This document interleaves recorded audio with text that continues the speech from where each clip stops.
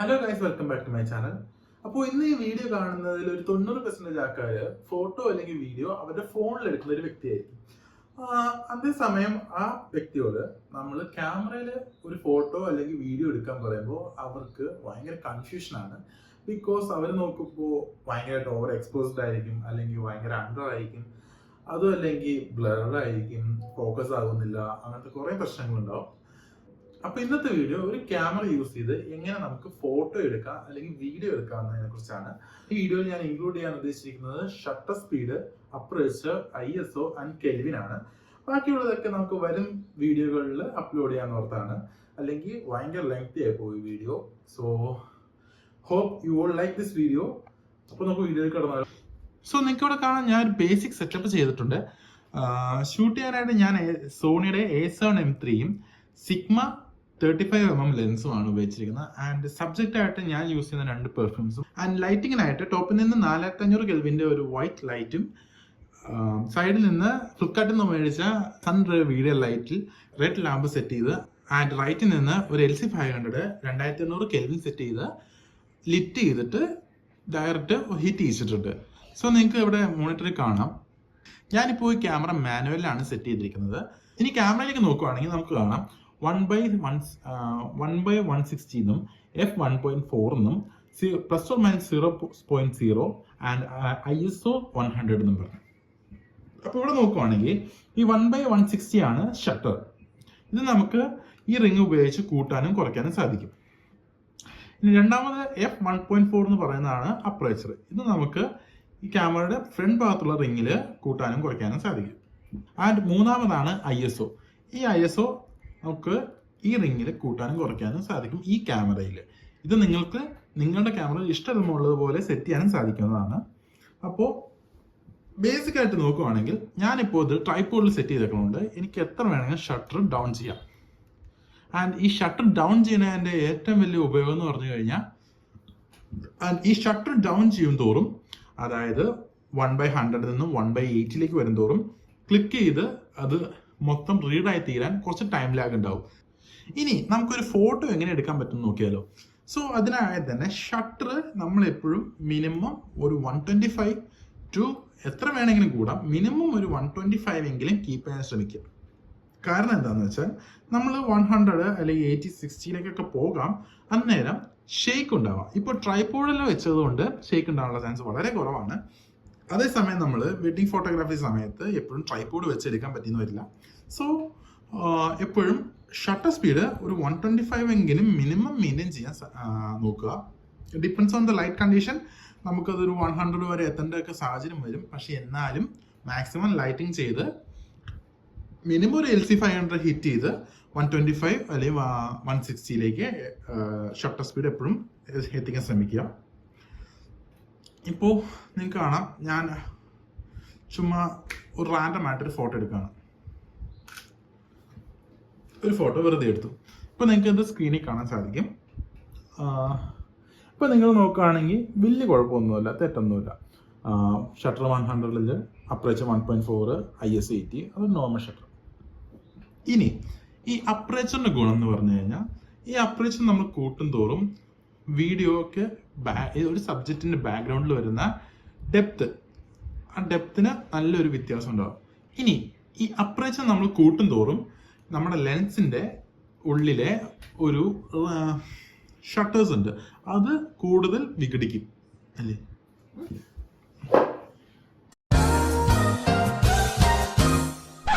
Retake. So aperture നമ്മൾ up ചെയ്യും തോറും ഇതിന്റെ ഉള്ളില് ഒരു എന്താ പറയുക, കുറേ ഷട്ടർ ഉണ്ട്. ലൈക്ക് ലെൻസിൻ്റെ ഉള്ളിൽ കുറേ ഷട്ടർ ഉണ്ട്. നമ്മൾ അപ്പർച്ചർ അപ്പ് ചെയ്യും തോറും ഈ ഷട്ടർ ചുരുങ്ങി വന്നുകൊണ്ടിരിക്കും. അത് 1.4 വരുമ്പോൾ മാക്സിമം ഓപ്പൺ ആയി വൈഡായിട്ട് ഇതിൻ്റെ ഉള്ളിൽ പ്രൊജക്റ്റ് ചെയ്യും. അതാണ് ഈ അപ്പർച്ചർ കൊണ്ട് ക്യാമറ ചെയ്യുന്ന ഒരു പ്രവൃത്തി. ഈ അപ്പർച്ചർ ചേഞ്ച് ചെയ്യുമ്പോഴുള്ളൊരു ഡിഫറൻസ് ഞാൻ നിങ്ങൾക്ക് ഇപ്പോൾ കാണിച്ചു തരാം. ഞാനിപ്പോൾ ഇതിനകത്ത് അപ്പർച്ചർ ഒരു 4 ഇട്ടു. ആൻഡ് ഷട്ടർ ഞാൻ കുറച്ചുകൂടി കുറയ്ക്കാണ്, ബിക്കോസ് വീഡിയോ ഭയങ്കരമായിട്ട് എൻ്റെ സ്ക്രീനിൽ ഭയങ്കരമായിട്ട് ഡാർക്ക് വന്നു. ആൻഡ് ISO ഞാൻ കുറച്ച് അപ്പ് ചെയ്ത് കൊടുക്കുകയാണ്. എനിക്കൊരു നോർമൽ കിട്ടുന്ന പോലെ. ഇതൊരു ISO നോർമലാണ്. ആൻഡ് ഞാനൊരു പടം ക്ലിക്ക് ചെയ്തു. ഇപ്പൊ നിങ്ങൾക്ക് കാണാം കുറച്ചും കൂടെ ബാക്ക്ഗ്രൗണ്ട് തമ്മിലുള്ള ഒരു ബ്ലർനെസ് കുറഞ്ഞിട്ടുണ്ട്. ഇനി നമുക്ക് ഈ ഷട്ടർ ഒന്നുകൂടെ കുറച്ചുകൂടെ കൂട്ടി വെക്കാം. സോറി, ഞാനൊരു 10 ഇട്ടിട്ടുണ്ട്. ഇനി ഞാൻ ISO കയറ്റി കൊടുക്കുവാണ്.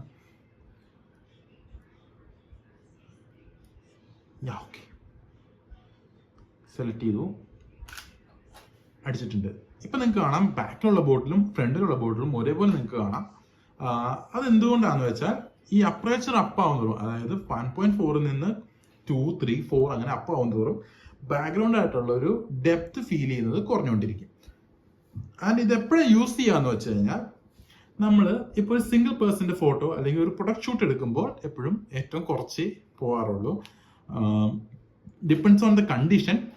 നമ്മൾ ഒരു സിംഗിൾ അല്ലെങ്കിൽ ഒരു വെഡിങ് ഷൂട്ടിൽ അല്ലെങ്കിൽ എന്തെങ്കിലും ഒരു മോഡൽ ഷൂട്ടിൽ ഒരു സബ്ജക്റ്റിനെ നമ്മൾ ബാക്ക്ഗ്രൗണ്ട് ഭയങ്കര ഡെപ്ത് ഫീൽ ചെയ്തൊരു പടം എടുക്കണമെന്ന് വിചാരിക്കുകയാണെങ്കിൽ നമ്മൾ മാക്സിമം അപ്പറേച്ചർ ഡൗൺ ചെയ്ത് ഒരു 1.4, ഇതിലും താഴെ പോകുന്ന ലെൻസുകളുണ്ട്. ഇത് ലെൻസ് ആണ് അപ്പറേച്ചർ തീരുമാനിക്കുന്നത്. ലൈക്ക് 50യുടെ 1.2.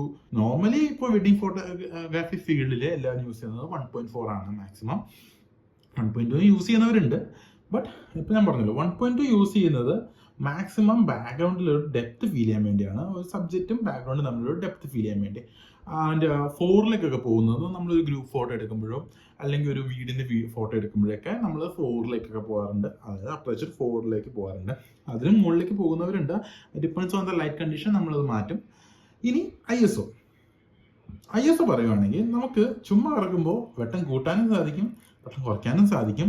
പക്ഷേ ISO കാണുന്ന പോലെയല്ല, ആളിച്ചിരി പ്രശ്നമാണ്.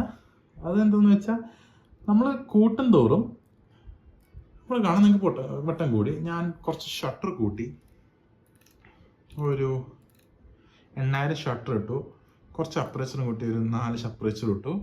ആൻഡ് ഞാനൊരു ISO അങ്ങ് കയറ്റി. എൻ്റെ മാക്സിമം കയറ്റാൻ പറ്റുന്ന അത്ര ഞാൻ കയറ്റി. ഇപ്പോൾ കയറി കിടക്കുന്നത് 2,48,000 ISOയിലാണ്. സോ ഞാനിപ്പോൾ നമ്മൾ നോക്കുകയാണെങ്കിൽ ഞാൻ ഈ ഫോട്ടോ സെലക്ട് ചെയ്തിട്ട് ഒരു ക്ലിക്ക് ചെയ്തു.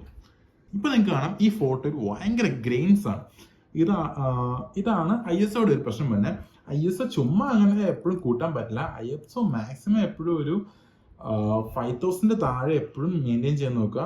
10,000 ഒക്കെ കയറുന്ന ക്യാമറകളുണ്ട്. A1 ഒക്കെ 10,000, A1 ഒക്കെ 10,000 ഒക്കെ പുട്ട് പോലെ അടിക്കും. പക്ഷെ മാക്സിമം ഒരു 5,000, 6,000 ഒക്കെ മെയിൻറ്റെയിൻ ചെയ്യാൻ ശ്രദ്ധിക്കുക. കൂടുന്തോറും ഗ്രെയിൻസ് നമ്മുടെ ഫുട്ടേജിൽ അല്ലെങ്കിൽ വീഡിയോയിലൊക്കെ വരും. അത് ഭയങ്കര വൃത്തികളാണ് നമ്മുടെ ഫോട്ടോയില്. സോ ഇപ്പൊ നമ്മൾ ടോട്ടലി 3 കാര്യങ്ങൾ പഠിച്ചു: shutter, aperture, ISO. So and മിക്ക വീഡിയോസുകളും ഞാൻ കണ്ടതില് അവര് നമ്മൾ റെക്കമെൻഡ് ചെയ്യാറില്ല ഇത്ര ISO ഇട്ടെടുക്കണം, ഇത്ര ISO ഇട്ടെടുക്കണം. അത് ഡിപ്പെൻഡ്സ് ഓൺ സിറ്റുവേഷൻ ആണ്. എന്നിരുന്നാലും ഞാൻ നിങ്ങൾക്ക് റെക്കമെൻഡ് ചെയ്യുക, ഒരു ബിഗിനർ ആയിട്ട് മിനിമം ഒരു 160 ഷട്ടർ എപ്പോഴും മെയിൻറ്റെയിൻ ചെയ്യാനാണ്. 125 to 160 ഷട്ടർ മെയിൻറ്റെയിൻ ചെയ്ത് കഴിഞ്ഞാൽ മാക്സിമം ഷേക്കില്ലാണ്ട് നിങ്ങൾക്ക് ഫോട്ടോ എടുക്കാം. ആൻഡ് നിങ്ങളൊരു സിംഗിൾ പേഴ്സൺ പോർട്രേറ്റ് ഫോട്ടോഷൂട്ടാണ് ഉദ്ദേശിച്ചെങ്കിൽ അപ്പറേച്ചർ നിങ്ങളെ കൊണ്ട് പറ്റുന്ന അത്ര മാക്സിമം ഡൗൺ ചെയ്യാൻ, അതായത് നിങ്ങളുടെ ലെൻസിന് എത്ര സാധിക്കുമോ അത്രയും ഡൗൺ ചെയ്യാൻ ശ്രദ്ധിക്കുക. ആൻഡ് അത് കഴിഞ്ഞ് ISO നമ്മൾ അഡ്ജസ്റ്റ് ചെയ്യുക. ഇപ്പോൾ ഈ ISO കറക്റ്റാണ്. ഇനി നമുക്കൊരു ഫോട്ടോ എടുക്കാം. ഓക്കെ, ഇങ്ങനെയാണ് നമ്മളൊരു ഡിജിറ്റൽ ക്യാമറ ഉപയോഗിച്ച് ഫോട്ടോ എടുക്കുന്നത്. ഇനി ഞാൻ പറയാൻ പോകുന്നത് കെൽവിൻ നമുക്ക് പല ക്യാമറയും പല രീതിയിലാണ് ഓപ്പൺ ചെയ്യുക. അതിൻ്റെ ഓപ്ഷൻ 1x ഒക്കെ വരുമ്പോൾ ഇവിടെ റൈറ്റ് സൈഡിൽ വൈറ്റ് ബാലൻസ് എന്ന് പറഞ്ഞൊരു ബട്ടൺ ഉണ്ടാവും. അതേസമയം സോണി ക്യാമറകളിലേക്ക് വരികയാണെങ്കിൽ ഇവിടെ FN സെലക്ട് ചെയ്ത് കഴിഞ്ഞാൽ നിങ്ങൾക്ക് കാണാം ഇവിടെ കുറേ ഓപ്ഷൻസ് കാണാം. അതിനകത്ത് വൈറ്റ് ബാലൻസ് എന്ന് പറഞ്ഞ് ഇവിടെ നിങ്ങൾക്ക് ഒരു ഓപ്ഷൻ കാണാം. ഇത് നമ്മൾ വൈറ്റ് ബാലൻസ് നമ്മൾ മാനുവലി സെറ്റ് ചെയ്യേണ്ട ഒരു ഓപ്ഷനാണ് K എന്ന് പറയുമ്പോൾ. ഇതിനകത്ത് ഒരുപാട് ഓട്ടോ കെൽവിൻ ഉണ്ട്, വൈറ്റ് ബാലൻസ് ഫ്ലാഷ് ഉണ്ട്, അതായത് ഗോഡെക്സ് അല്ലെങ്കിൽ നമ്മുടെ ഫ്ലാഷ് യൂസ് ചെയ്തെടുക്കുമ്പോൾ സെറ്റ് ചെയ്യേണ്ടതുണ്ട്. എല്ലാം പല ഓപ്ഷനുകളും ഇവർ തരുന്നുണ്ട്. പക്ഷെ നമ്മൾ മാക്സിമം മാനുവലി കെൽവിൻ സെറ്റ് ചെയ്യാൻ ശ്രമിക്കുക. ഇനി കെൽവിൻ ഞാൻ മാക്സിമം ഈ ക്യാമറയെ കുറയ്ക്കുകയാണ്. ഇത് മാക്സിമം 22,000 25 ഉള്ളൂ. 25,000 കെൽവിനാണ് ഏറ്റവും മിനിമം കെൽവിൻ പോകുന്നത്. അതിൻ്റെ ഏറ്റവും മാക്സിമം 99,000 കെൽവിനും വരുന്നുണ്ട്. സോ ഇത് നമ്മളൊരു ഗ്രാഫ് നോക്കുകയാണെങ്കിൽ 99,000 കെൽവിൻ വരുമ്പോൾ ഒരു യെല്ലോയിഷും അതുപോലെ തന്നെ 20,000 കെൽവിൻ വരുമ്പോൾ ഒരു ബ്ലൂയിഷുമാണ്. ഇതിന്റെ ഇടയ്ക്കാണ് നമുക്ക് നമ്മുടെ ലൈറ്റ് സെറ്റ് ചെയ്തത്. അത് depends on the light condition ആണ്. ഇപ്പൊ ഞാൻ ഇവിടെ നോക്കുവാണെങ്കിൽ ഒരു യെല്ലോ ഷെയ്ഡ് ലൈറ്റും കൊടുത്തിട്ടുണ്ട്, ഒരു റെഡ് കൊടുത്തിട്ടുണ്ട്, മുകളിൽ നിന്ന് ഒരു വൈറ്റും കൊടുത്തിട്ടുണ്ട്. സോ ഞാനിപ്പോ റിംഗ് ഇവിടെ ഇങ്ങനെ കറക്കി നോക്കുമ്പോൾ ഐ ഫീൽ ലൈക്ക് ഒരു 4200 ഓക്കെയാണ്.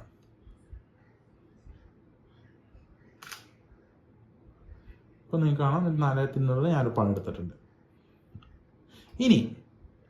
ഇനി ഞാനിത് ഒന്നും കൂടി ഡൗൺ ചെയ്യാം, ഒരു 3500 എടുത്തു. അതുപോലെ തന്നെ ഞാനിത് ഒന്നും കൂടെ അപ്പ് ചെയ്യുക, 4200 4800 ആക്കി. ഇപ്പോൾ ഞാൻ ഈ 3 ഫോട്ടോസും ഈ ഡിസ്പ്ലേ കാണിച്ചിട്ടുണ്ട്. അപ്പോൾ നിങ്ങൾക്ക് ഏകദേശം മനസ്സിലാവും ഏതാണ് കൃത്യം വൈറ്റ് ബാലൻസ്ഡ്, ഏതാണ് അണ്ടറായി കിടക്കുന്നത്, ഏതാണ് അപ്പറായി കിടക്കുന്നതെന്നും. സോ മാക്സിമം കെൽവിൻ നിങ്ങൾക്ക് പറ്റുന്ന അത്ര അഡ്ജസ്റ്റ് ചെയ്ത് പഠിക്കുക. ആൻഡ് സ്റ്റാർട്ടിങ്ങിൽ ഒരിക്കലും ഒരാൾക്കും ഒരു പ്രൊഫഷണൽ ഫോട്ടോഗ്രാഫർ ആവാൻ സാധിക്കില്ല. ഭയങ്കരമായിട്ട് ഹാർഡ് വർക്ക് ചെയ്താലും ഭയങ്കരമായിട്ട് ഡെഡിക്കേഷൻ ഉണ്ടെങ്കിൽ മാത്രമേ നമുക്ക് ഇങ്ങനെ ഒരു ഫീൽഡിലേക്ക് വന്ന് നല്ലൊരു പടം എടുക്കാനും നല്ലൊരു ഔട്ട് ക്ലയൻസിന് കൊടുക്കാനും സാധിക്കുകയുള്ളൂ. സോ ഇത്രേ ഉള്ളൂ ഇന്നത്തെ വീഡിയോ. എല്ലാവർക്കും ഇഷ്ടപ്പെട്ടെന്ന് വിചാരിക്കുന്നു. ഇനിയും ഇതുപോലത്തെ ഹെൽപ്ഫുൾ ആയിട്ടുള്ള വീഡിയോസ് നിങ്ങൾക്ക് വേണമെങ്കിൽ ഈ ചാനൽ സബ്സ്ക്രൈബ് ചെയ്യുക. Thank you.